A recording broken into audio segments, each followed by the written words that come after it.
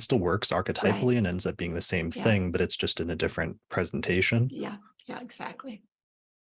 So there's things like that. And there's also that same concept happens in different cultures where for some reason, different cultures keeps telling different versions of the same The same. story, Right.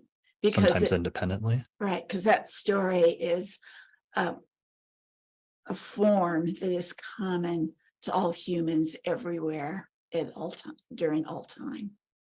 Right. And part of the, by extension, and it's not just because I'm hearing somebody right now in the back of my head saying, well, that's because they heard the story from another. But Yeah. part of our premise here is that even if somebody was like on a desert island, isolated somewhere, and they created a new civilization there, some of these archetypes and some of Right. these dynamics of archetypal stories would still arise Right. independently there, Exactly.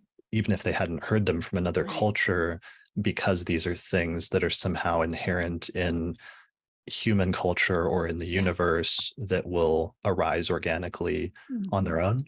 Precisely. I mean, and that's one way of making sense of what are archetypes. And I think Yeah. it's a good explanation. There might be others, but I think this is a good one that holds together.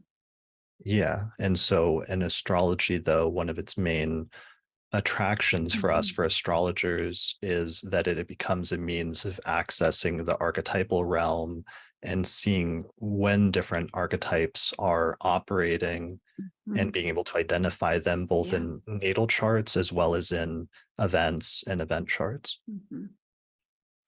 That's really cool. Yeah.